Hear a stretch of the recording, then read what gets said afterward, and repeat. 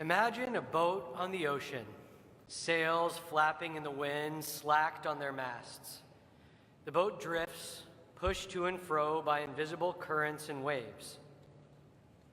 I've recently had a number of conversations with people describing themselves or others as adrift today, and they're in good Jewish company. Up until this point in the Torah, at the end of the book of Exodus, the Israelites have been drifting through the wilderness. Now, God begins leading them through the wilderness as a pillar of smoke by day and a pillar of fire by night. Whenever God stops, the Israelites stop. Whenever God moves, the Israelites move. The tabernacle, the ornate, exceptionally intricate, movable sanctuary, serves as the locus for God's presence. But this isn't really the beginning of our story. It's kind of more prologue. Our story begins over 1,000 years later, when the centralized force of Jewish life was completely decimated by the Romans' sacking of the temple in Jerusalem. The sails of the Jewish people were set loose once again. Our rabbinic ancestors were adrift.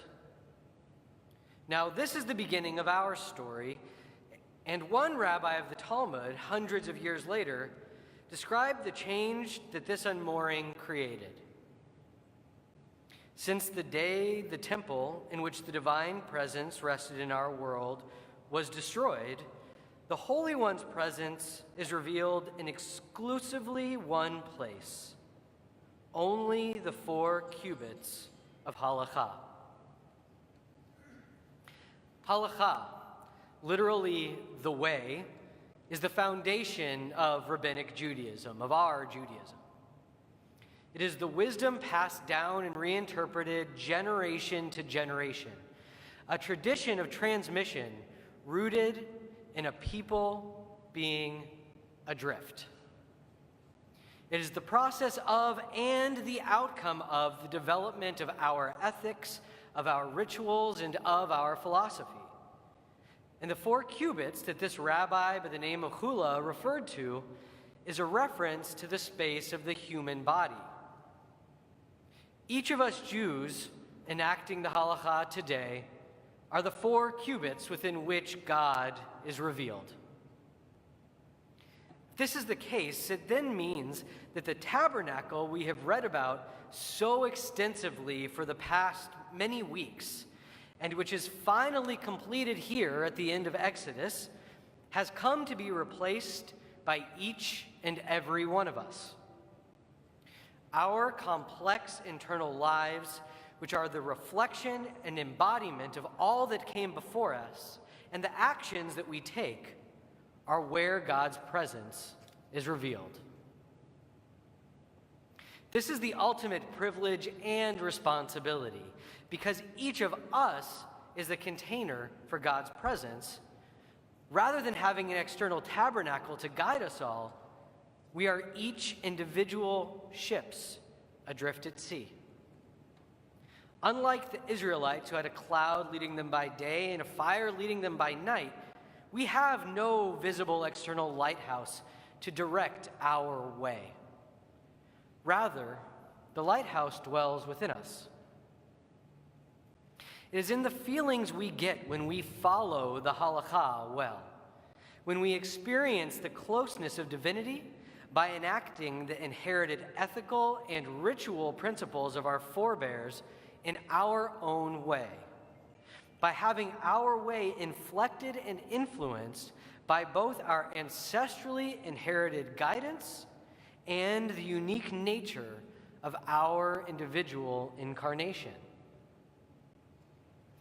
Martin Buber, the famous existentialist German Jewish thinker, wrote precisely on this in his book, The Way of Man, when he said, "Every individual in Israel is obligated to know and to contemplate their unique nature in the world.